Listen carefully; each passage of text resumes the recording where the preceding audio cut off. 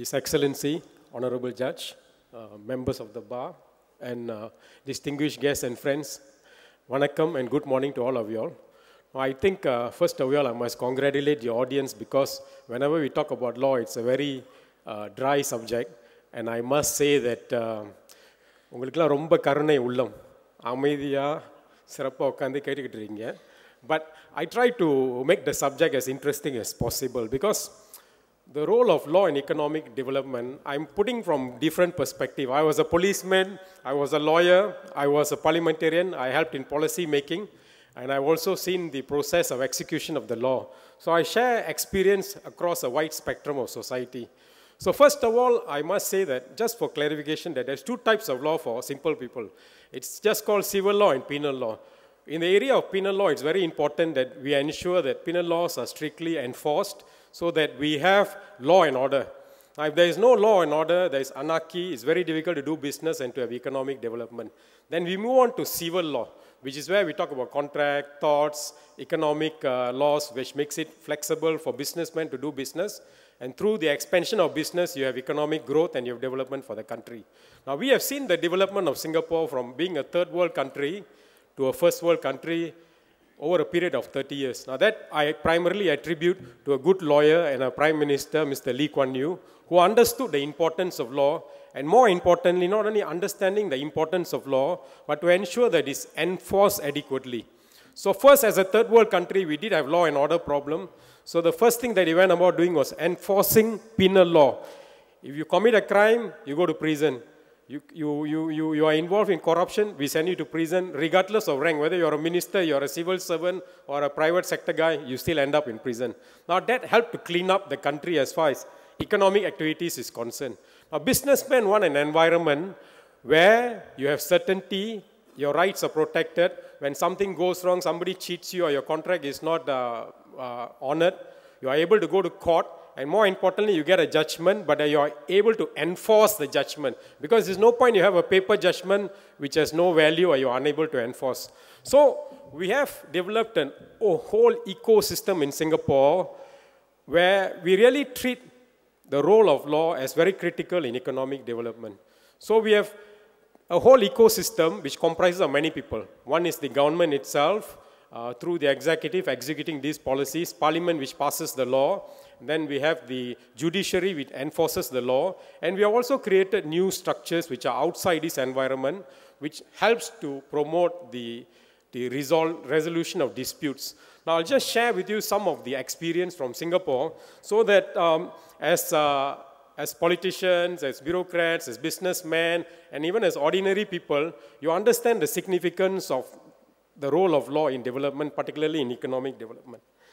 Now, what I wanted to share with you first is why law and order in the area of penal law is very important. Because I advise a lot of international businessmen, a lot of big corporations. One of the things that we look at when we want to invest in an overseas country is there in law and order? Is there safety for our business people?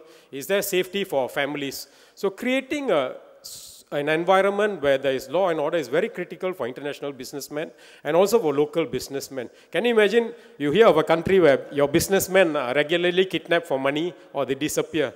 We are not going to invest in such a country, right? So this is very, very critical. Now similarly, when you want to go to a country to invest money, one of the key things you want to see is, are my rights protected? Are my intellectual rights protected? Do we get arbitrarily arrested? Do we get various problems with the judicial system?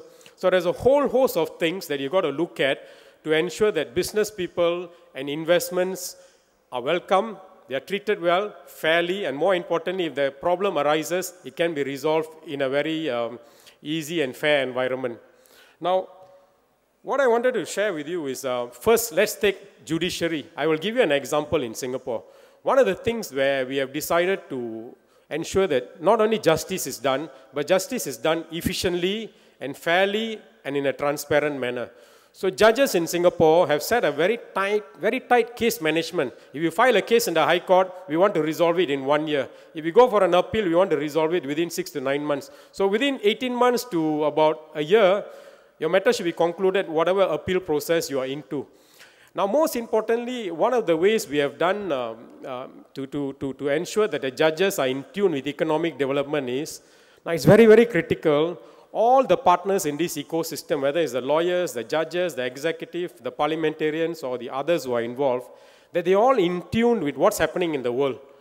They need to understand that you need to be ahead of technology, you need to be ahead of what's happening globally, what is the country trying to achieve in the area of economic development, what are the new policies you need to understand, what are the new technologies you need to understand. So judges are very quiet, but I'm quite sure even in Singapore, our judges behind the scene are going for IT training, they are going for understanding medical technologies and new technologies in the area of in many, many areas, in cyber warfare, in hacking, all this. Why? Because when judges hear cases, they need to understand what is this all about, what is it that contributes to the economic development, and when we provide judgments in certain cases, we have to be very conscious of the fact that whatever decision you make will also have an impact in the country's economic development, particularly in business disputes and international disputes that comes before you. Now, one of the ways that we have not only promoted settlement of disputes by judges, but in order to bring international business and promote Singapore as an international hub for both business and others, we have also gone into creating arbitration.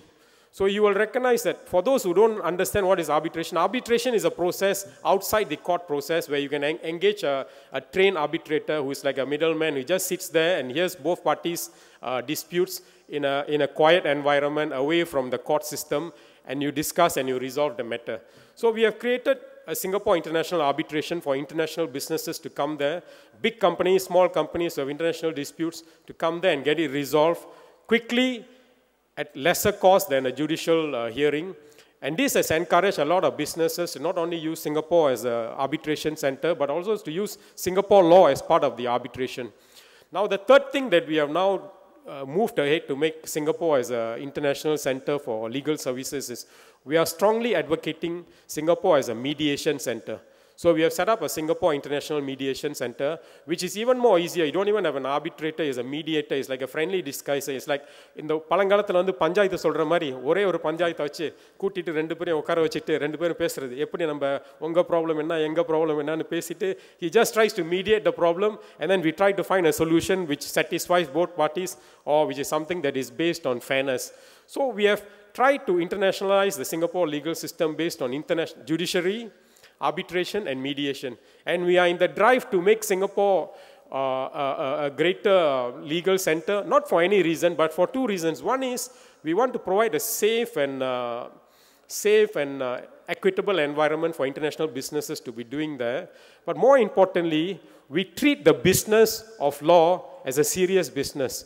So we encourage international law firms to come and set up law firms there. We encourage international arbitrators and mediators to come there. Now, all this is also part of business. You'll be surprised that legal services can give up to 3 to 4 billion business even to the country. So while we talk about law, role of law in economic development, the business of law itself leads to economic development. Now, it is one of the things that I wanted to share with you all is that now it is very important that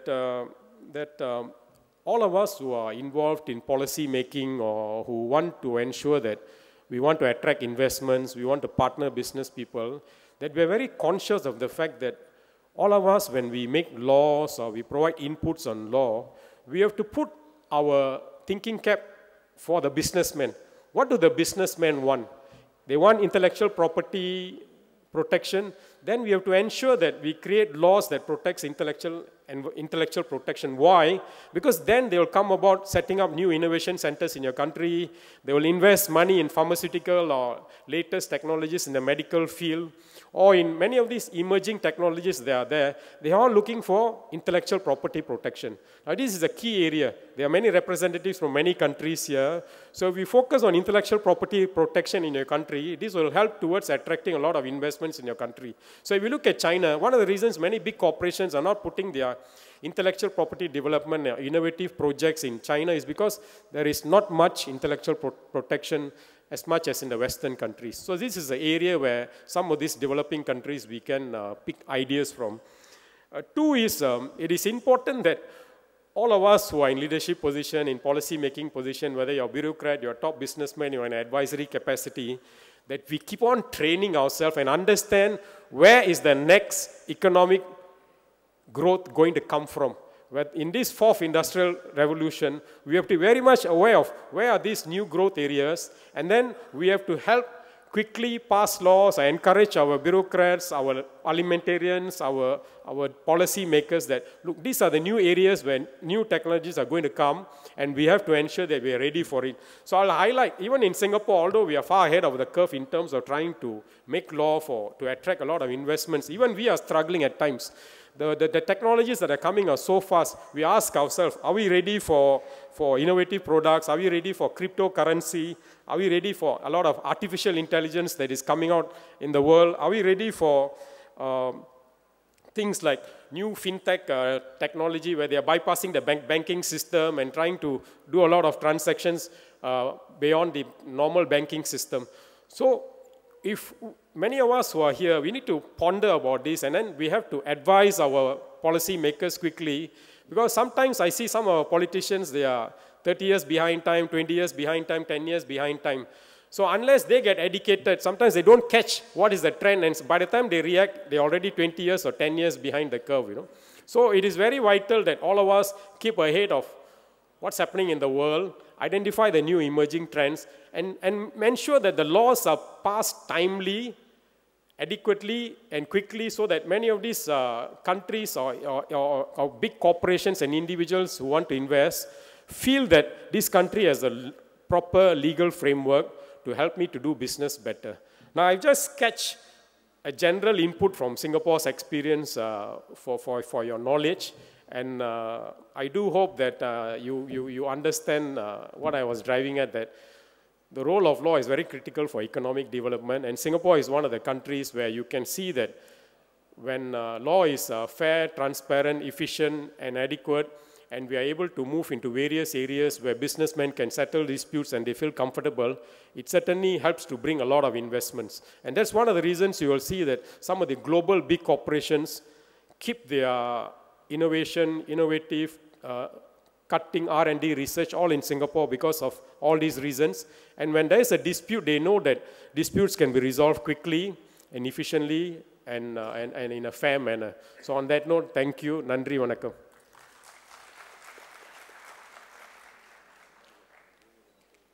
Thank you so much, sir, for the clean and clear explanation on law and economic development for the better understanding.